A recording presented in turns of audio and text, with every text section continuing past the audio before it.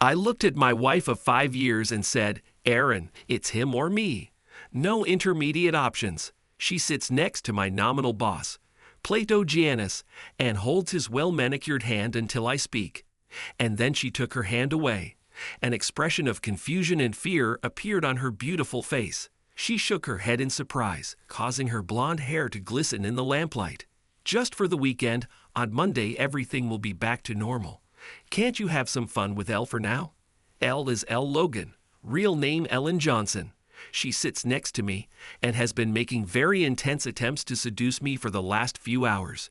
She is a stunning woman with luxurious dark hair and one of the best bodies in the world, especially if you like curves, which I definitely like. There are also rumors that she is top class. This is all part of Plato's joke.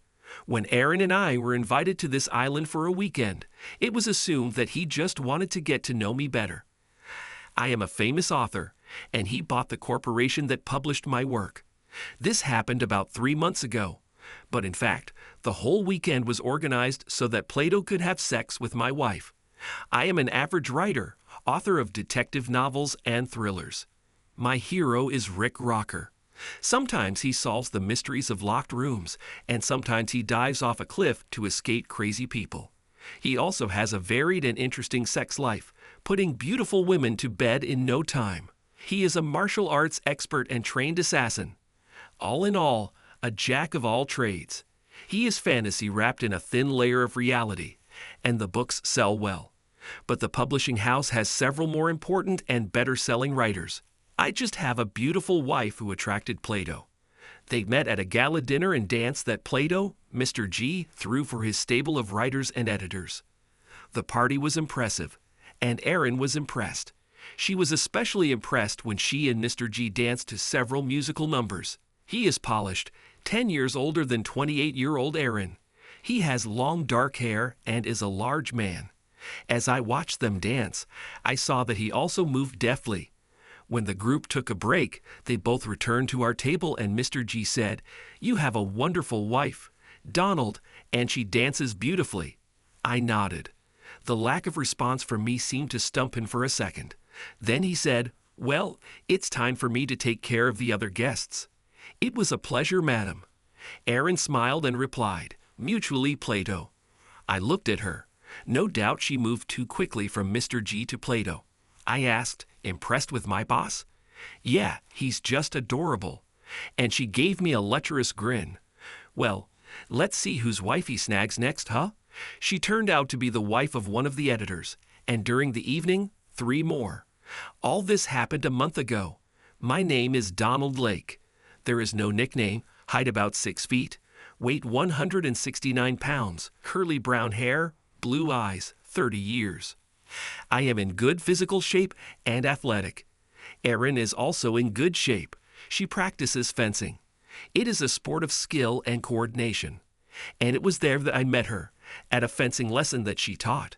I was doing the usual research for Rick, who was supposed to be fighting with swords in the next book. In the book, The Adventurer, I always do extensive research before writing an adventure book. This is one of my main selling points. Rick doesn't do anything that I haven't tried. I made my way to becoming a writer up a steep staircase. He graduated from high school and did not continue formal education. Even then, and in fact since I was 10, I realized that I was a writer. Throughout school, I wrote story after story.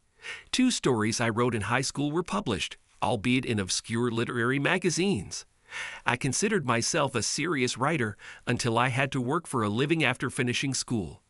I worked as a car mechanic and I liked it, but it didn't pay that much.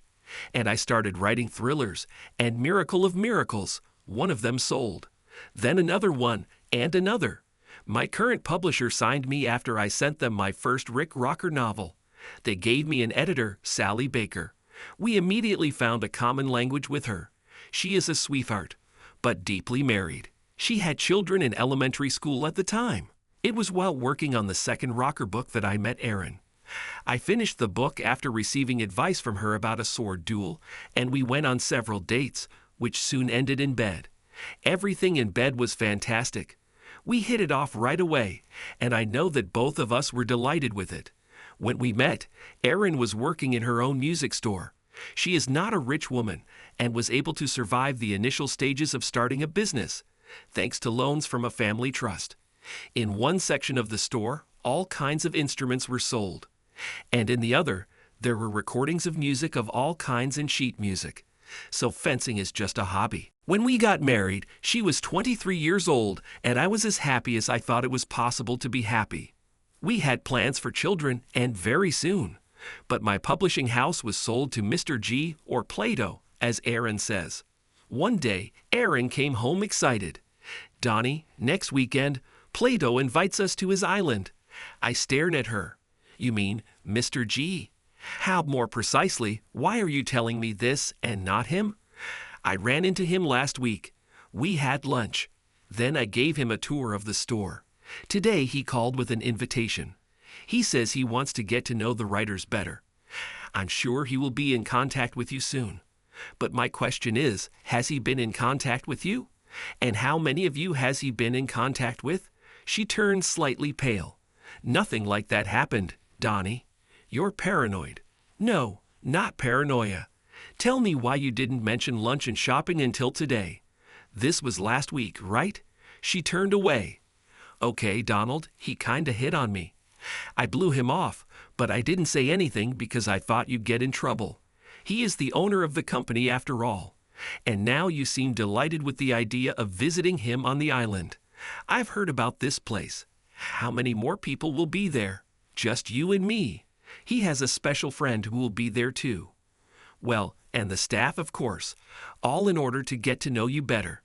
It seems to me that this is in order to get to know you, all of you. How touching. I can handle this. Are you sure you can handle it? Stop it. It will be great. You'll see. I'm going to decline the invitation, Erin.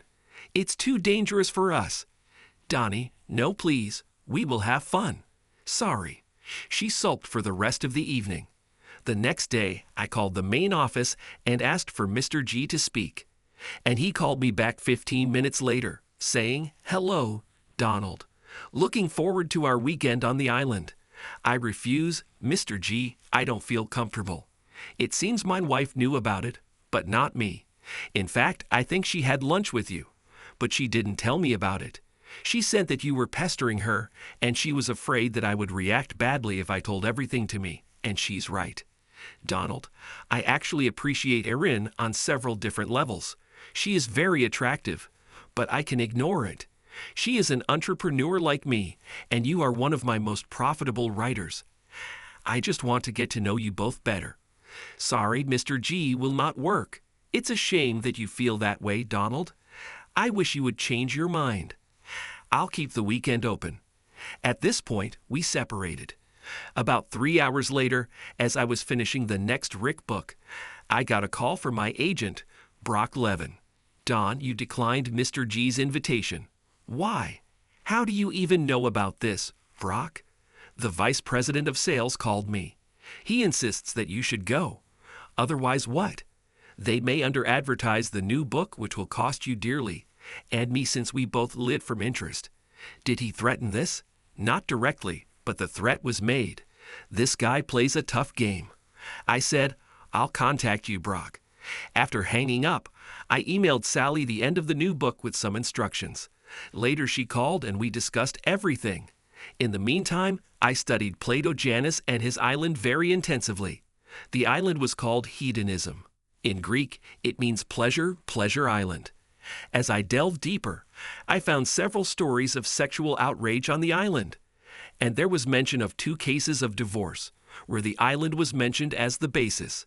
But these stories were published in gossip. There were several photographs of Mr. G with women. 2 of them were married. All this alarmed me. I found a picture of this place on Google Maps. I got acquainted with the whole place. The island is 2 miles long and about 1 mile wide, located off the coast of North Carolina, among several islands where people go to play golf and enjoy beach holidays. The island faces south and is sheltered from the elements. It has 2 piers and several buildings, including a large house. There are tennis courts and a swimming pool. Why have a pool if there are great beaches? I downloaded detailed photographs of this place and compiled them into a topographic map.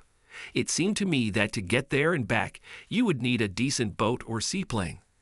I have neither one nor the other, but I know people who have both. That evening, Friday, Erin returned home on time. Entering the house, she looked joyful. For dinner, I had a large chicken salad and white wine. She got up to change her clothes.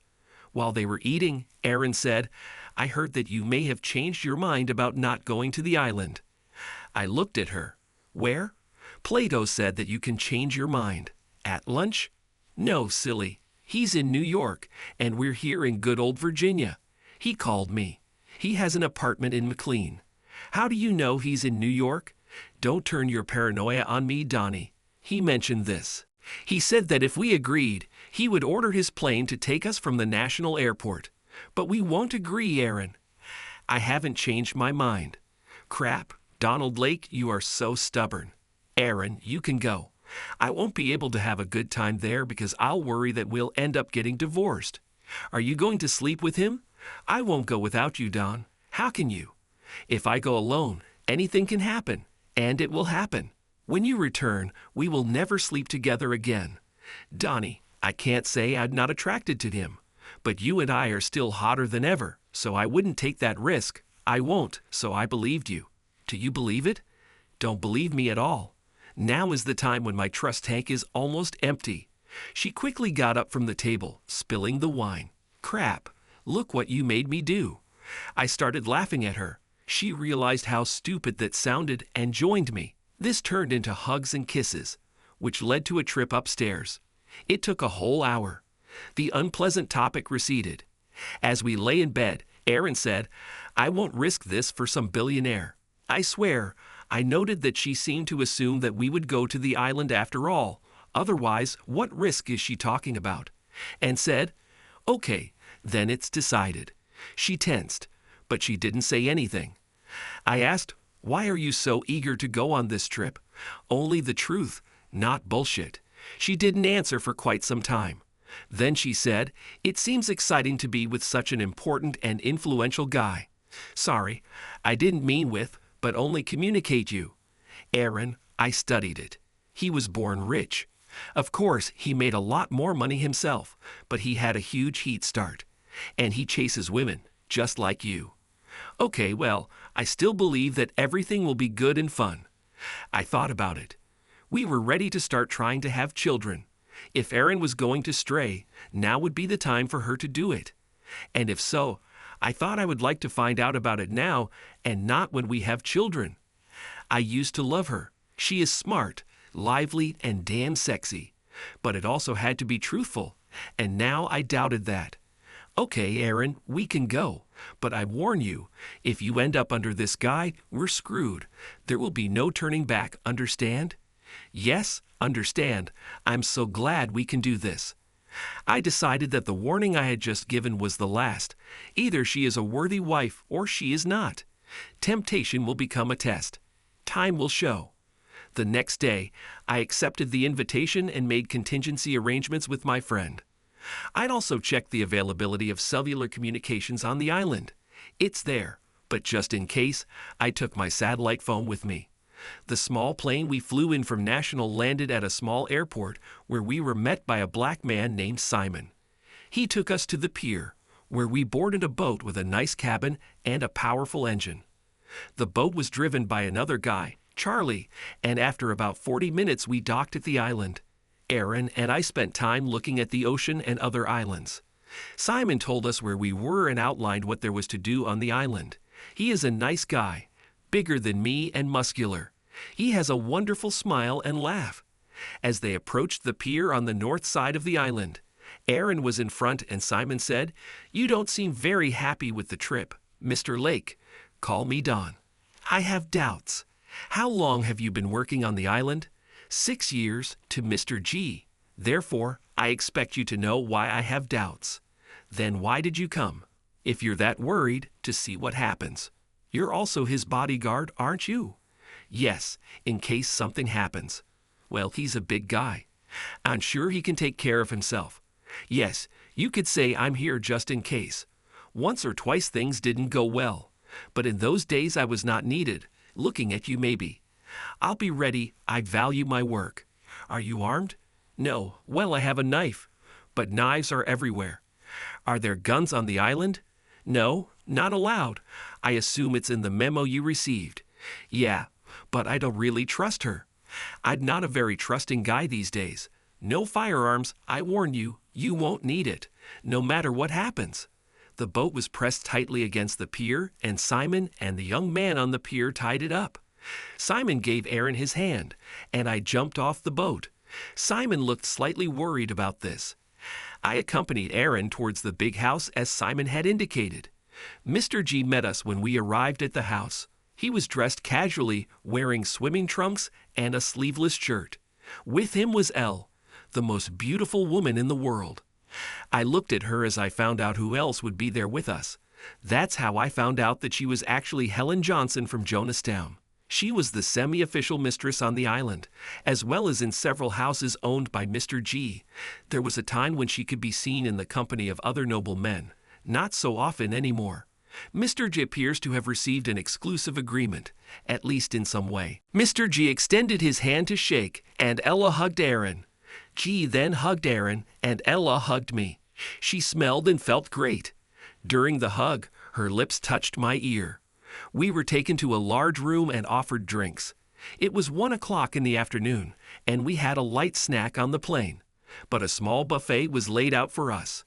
I gave up drinking and took sparkling water. Aaron took the wine. They both ate a small amount of food from the buffet. While we were doing this, Mr. G asked me about the new book. I sent it to Sally last week. I think it's on time. Yeah, I know you're always on time, Donald. Sometimes even earlier, he smiled. Ella asked, "What are you speaking about?" "I've read all your books. It's a thriller with rock climbing and flying small planes and a love interest." Elle exclaimed, "Cannot wait. Maybe I can watch it sooner." Mr. G supported, "We'll see, dear," and turned to Aaron. "My dear, how are things in the music business?" "Everything is fine. Maybe I should have said crescendo." There was some giggling, I said. "I think Marjorie's new book will sell well." Marjorie is Marjorie Wright, who wrote serious fiction but still sold a lot of books. Yes, she is moving up our sales list. But Donald, she is far from you and Morgan. Morgan, who goes by the name Belle Starling, is a romance novelist. She is the #1 salesperson in our company. Morgan just bakes them, I said mockingly. Mr. G laughed. "It is to my advantage." "I looked at your contract last week." "It is to my advantage." "I looked at your contract last week." "You owe us another book." "Yes, this is true. I think about Christmas, 9 months, but work on it is already in full swing." Elle said, "Are you changing topics?" "Yes, sometimes thrillers need a rest." Then I switched. The next book is The Mystery of an English Village. I researched this when we were there last summer. Elle said, "Plato spoke very flatteringly about your sales. Each book sells better than the previous one." Aaron chimed in, "It gathers a readership. For our future, my store makes normal profits." Elle said, "But do you have family money?" "Yes, I have them. So far, after the store started working. I didn't touch them." Mr. D jumped up. "If you finished lunch, let's go for a swim." And he ran out the door. Elle said, "If you have swimsuits, I will show you to your room and you can change." The 3 of us stood up, and Ella led us into a large double bedroom. She closed the door. We changed into swimsuits. I had regular swimming trunks, but Aaron wore a skimpy pink bikini. I said, "This is too much, huh? Who are you trying to impress?" "I just want to look good." Elle is so beautiful, no more than you, dear. She didn't like my tone, but she held her tongue. When we came down, Elle was wearing an electric blue bikini just as small as Aaron's. I was completely in love in both. We got out and walked to the beach on the south side of the island. There was a wooden path. Mr. G was already in the water swimming behind the breakwaters. Aaron said, "I don't want to swim that far." "Me too," Ella shuddered as she said this. I dove into the surf, surfaced and swam to where Mr. G was cutting through the water with his crawl. I joined him. He was a good swim cutting through the water with his crawl. I joined him. He was a good swimmer for a man of his size, but my body type was more suitable for water, and I easily kept up with him, sometimes changing strokes. I kept swimming until he got tired. He headed back, and I followed him. When we swam to the shore, a large wave knocked him off his feet. I walked up to him and picked him up. He spat out seawater and sand. I held him tightly and we walked out. I saw that his legs were like wet noodles, probably because he had overextended himself in a swimming competition with me. But he quickly came to his senses and pulled away from my help. I'm fine. This wave just took me by surprise. We approached the women lying on sun loungers in the sun, and I asked, "Who wants to swim?" Ella stood up immediately. She raised her hand, causing her top to slip slightly. And she ran to the surf. I looked at Erin. She shook her head. Then I ran after Elle. The view from the rear was impressive. She dove into the surf like an Olympian and swam out beyond the breakwaters. I followed her. She swam better than Mr. G. I was amazed by this. We swam next to each other for some distance, and she shouted, "Let's turn," which is what I did. The flash of flesh interested me. I let her get about 4 meters ahead of me and watched her from the side. She turned over and floated on her back. Her breasts swayed in and out of the water. She was an absolutely amazing woman. Backstroke was my specialty, so I joined her, swimming alongside her. We swam some distance, and then she said, "I've had enough," and swam to the shore. I waited a moment to look at her from behind. When I emerged from the surf, Erin and Mr. G were nowhere to be seen. But Elle was looking straight at my tight-fitting swimming trunks. She said, "What are you, Superman?" I laughed. There's only one way to find out. She took a step towards me. Then she stopped, saying, "We can't do this here." No matter how much I wanted, she turned and ran. On land, she was not as fast as in water. I easily caught up with her, and we went out onto the veranda. Ours were nowhere to be seen. I wondered if this had already happened. Elle asked, "So you really do what you write?" "Yes, well, I can't jump between buildings, but I'm trying to figure out how believable Rick can do such things." Elle stared at me. Before this look, my erection disappeared, but she returned as she expected. She was a woman with power. I said, "Elle, fuck off. I am married to a wonderful woman and would like to keep it that way. I'm asking as a favor, don't." Elle laughed, a tongue-tied writer. "My God," I said, "let's see what these two are up to, shall we? Does this matter to you?" "Yeah, please, Elle. I want you to understand that I won't be sleeping with you this weekend, whatever Erin decides to do. If they get to that point, I'll leave, and most likely I will long regret what I just said." I smiled. "I'm warning you, Donald, it's not easy to shake me off my tail." She entered the house. I waited a few minutes before following her.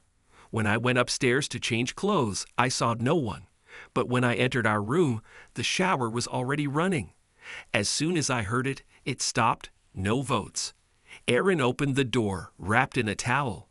She gasped when she saw me and asked, "Has Elle already got you?" "No. Please understand, Erin, I'm not going with Elle. I hope you don't go with Mr. G either. We talked about this. The situation remains the same. What were you two doing while we were swimming?" He showed me the swimming pool and the tennis court, and downstairs is the gym. And no sex. I didn't believe that he could be, because it would be too risky. The tennis court and downstairs is the gym. And no sex. I didn't believe that he could be because it would be too risky. They had no idea how long Elle and I would be gone. And I was sure that they were watching us for some time while we were swimming. No, he was a gentleman, great. But sooner or later he will come for you, and you know it. Yes, and she will come for you. He has as much chance of getting me as she has of getting you, she grinned. This is not very comforting, but I won't, and you better not do that. Otherwise what? We already talked. Nothing changed. Drinks and snacks at 5. We have time for love. And she dropped the towel. I admit, I was still on edge because of Elle, so I attacked Erin with genuine zeal, and she reciprocated my feelings. When we finished, we realized that the windows were open. Erin said, "Well, Never mind. After all, we are married. I looked out the window. Elle was sitting on a sun lounger about 6 meters away from us. She looked up and smiled. She waved her hand and then reached for her shorts. I moved away from the window. Erin noticed that I was hard again and stared at me. Then she looked out the window. She stood spellbound for some time. There was a groan from outside. Erin turned to me again saying, "My God, Donnie, forget about yourself. She can have me. I can give up on you." "I will not give up." Erin laughed at me. "You have to beg her to give up. Otherwise, you have no chance." "I've already done this. It doesn't seem to work. I guess Plato gave her a task, so he can have me. It's all so strange, but you have to admit, it keeps your interest. Erin, I promise you that I won't do this. Although now you have helped me a lot." She looked at me. I was still erect. "Certainly, we can have sex at least every 2 hours. This should help, maybe." We went down to the main room in casual clothes. For me, it's docker shorts and a collared shirt. Erin put on a dress and let her hair down and high-heeled sandals. No doubt she looked sexy. When we arrived, Mr. G was drinking beer. He said, "Hey Donald, how was your swim with Elle?" "It was great. Mr. G, she is a talented swimmer." "This is just one of the many talents she has. Call me Plato." "Fine. Famous name. I like it." He was a famous guy. My father, rest his soul, loved reading about him. Elle came in. She was also wearing a dress, and she was also wearing heels. The dress seemed modest, but on her it was not modest. I'm sure Erin felt a little insecure, and as I understand it, it was part of the game. Ella had to outshine Erin, who in turn would try to assert herself by getting Plato for herself. I moved closer to Erin and put my arm around her shoulders. Plato said, "There's wine, cocktails, beer, and some pretzels." Pretzels are my favorite. As he said this, he was eating one of them. The 4 of us chatted for a while. Ella then took me to show the house. He was impressive. The gym has excellent equipment. I asked, "Does Plato use this?" "He lifts weights." She pointed to the bench where the barbell was installed heavy. I slid onto the bench under the barbell, carefully removed it from the racks, and made 5 swings, and then he put it back. Elle stood right above me, staring as best she could. And then she said, "He only makes 3, then he rests." She began to breathe heavily. I lifted the barbell and did 8 more reps. Then he put her in her place, saying, "Everyone has their own strengths, and you have so many of them. Do you know what my role should be this weekend? Seduce me so Plato can take care of Erin." Yes, this has happened before. I always complete a task, even if it is usually not very pleasant. But you'll be more than pleasant, I think. She gave me a killer smile. "If I start begging you, will you stop?" I was actually serious when I said this, but she seemed to think I was joking. "No, but I will enjoy seeing you beg." She walked up the stairs. I waited for my erection to subside and stood up. The 3 of them huddled together in the living room and talked. When I entered, they fell silent, after which Plato said, "Have something to drink. Donald, beer maybe." I looked at the bar, walked over to it, took out a bottle of Corona and opened it. The rest had wine. We chatted a little more. Then I asked, "Have you finished discussing your plot, or should I leave?" This caused an awkward silence. Ella silently watched the other 2, mostly Erin. Erin looked at Plato, and he said, "So no secrets." At that moment Simon came in and announced dinner. We went into the dining room, where dishes were laid out on the buffet table. It was a family form of service. We sat at one end of a large table. They poured water, but I drank my beer and didn't drink water. Breaking the conversation, he said the tense a situation I had created, and we chatted amicably about politics and baseball. Plato was a Yankees fan. Erin and I rooted for the Orioles and Nationals. Elle liked Pirates and was from Jonestown. Simon served dessert, tiramisu. I'd missed mine. Plato seemed to notice this. "Don't eat dessert?" "Great, I have to keep my waist in check." "Bah, you have no fat in your body. I saw you when you were swimming. You don't drink water, only beer." "Plato, as I already told my wife. Before we came here, my reservoir of trust is empty. Can you blame me?" Aaron said, "Do you believe that they will drug you with something forbidden? This is just crazy. Don't be like that, Donald." I smiled and pushed Plato a glass of water and tiramisu. "Eat and drink, buddy." Plato sat with a stony face. Then he said, "Simon." When Simon appeared, Plato said, "Please clear the table." Simon saw what happened to the arrangement of water and dessert. He picked up what was my glass of water and my uneaten tiramisu and carried them away. Elle said, "Let's go to the courtyard. There will be music, and we can dance."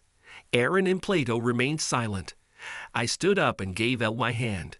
He took her to the patio. When we got there, she turned to me. "You really blamed him for the food and water. Do you actually believe that he will slip you something? And you?"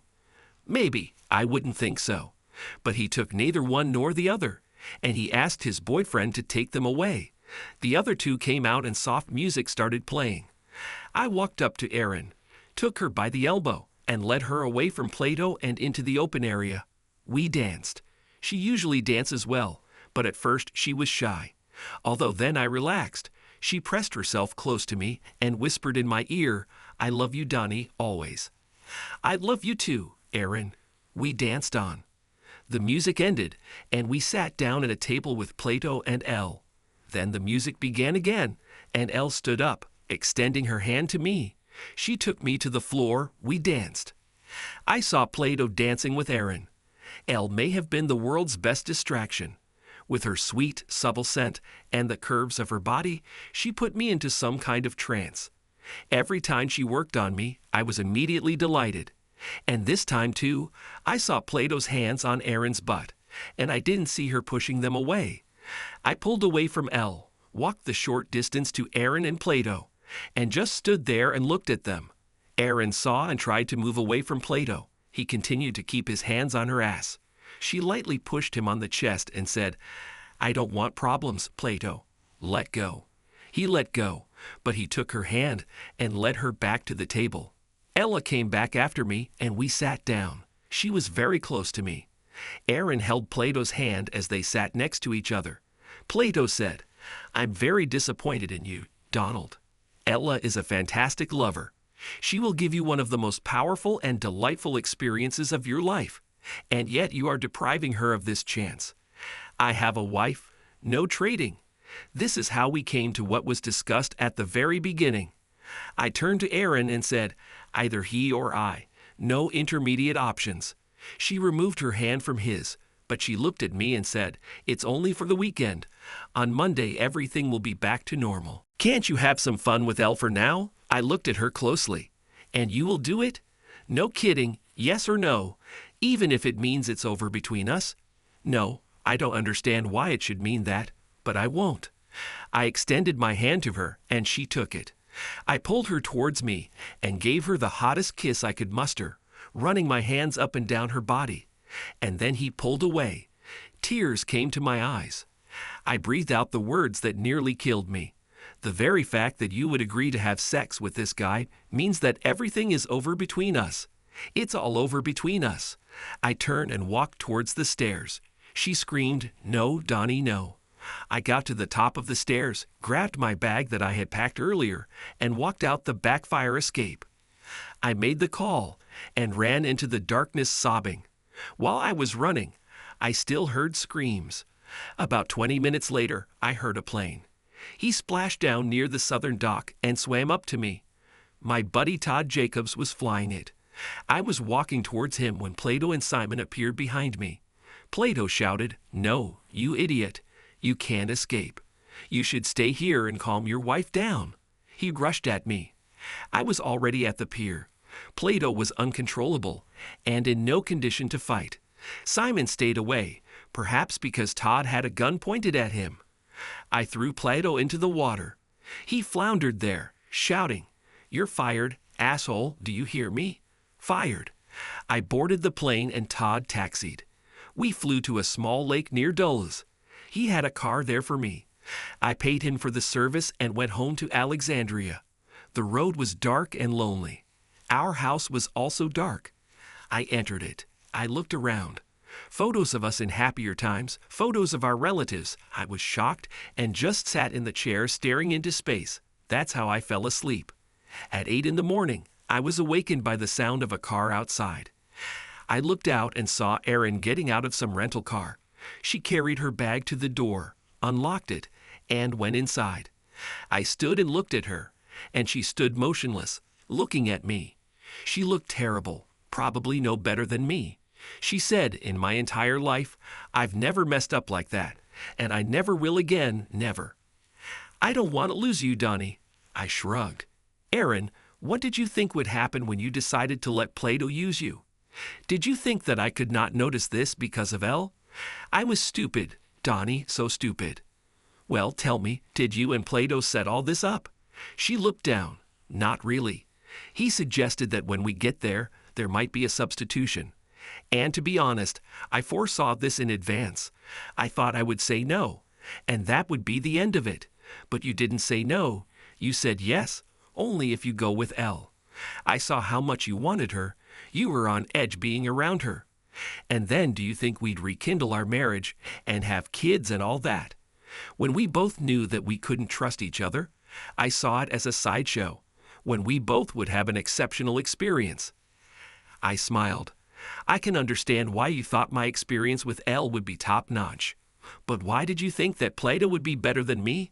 He excited me. He is older and stronger. He knew what to do to get me, I think. I never thought he would be better than you, just different. So, Erin, how do I know this won't happen again? There are still many guys like Plato in the world, and he is still around. I didn't mean to cheat, Donnie. Everything was right in front of you. I just thought you would agree. Now, well, that is, you refused her. So I know you would never agree since you turned her down. Yes, well, I do not know. To me, you are not the woman I'd met and married. She wouldn't move to be seduced by some other guy. Donnie, can we see what happens next? And you know we always had great sex. We both miss it. We can continue like this while you spend your time not trusting me. She stood up and took off all her clothes. I thought about turning away, but he didn't. She led me upstairs. The only thing we have always had, and probably always will have, is complete sexual compatibility.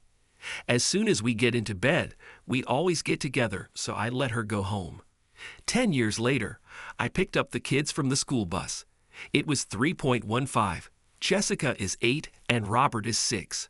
Helen, who does not yet go to school, is 3 years old. I was a stay-at-home writer, but I had a good woman coming to help, and I had the opportunity to write.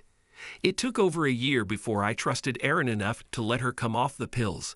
But when she did, our sex life took off. The thought that I had knocked her up excited us greatly. I closed my contract with my previous publisher, Sally, and I moved on to something else. The first book I wrote was about adventures on an island. Everything was close to the truth. Well, so be it. I had to hang from the plane's float before getting on board after I beat up Simon and his henchmen. Well, and also, the character's wife was drugged with illegal substances so that she would want the villain. But the villain was thrown into the ocean and all that. The book sold a huge number of copies, and I got a movie deal that also included my 3 previous books. Plato could not complain about half-truths in the new book, where he was cast in the role of Socrates. If he did, he would be burdened with the truth of what happened. Erin now has 2 stores. They earn some money. I earn a lot. Before I fully accepted her back, she signed a post-nuptial agreement. It affects both of us. No infidelity. Now the school year has begun, and when I was driving the 2 older ones home, a car drove up to our entrance. This is a small red sports model. Out came a remarkable pair of legs, followed by the rest of the most beautiful woman in the world. Helen smiled and waved to the children. They ran up to her shouting, "Aunt Helen, Aunt Helen." She hugged them and began to fuss around. Young Helen greeted her at the door as she entered the house. I poured her a seltzer, her favorite drink, and said, "Erin will arrive soon." I prepared a high-calorie salad, and everything is ready in your room.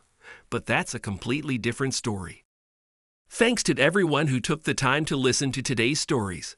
If you enjoyed it, please consider liking and subscribing if you haven't already. Feel free to share your thoughts on the events in the comments below. Take care.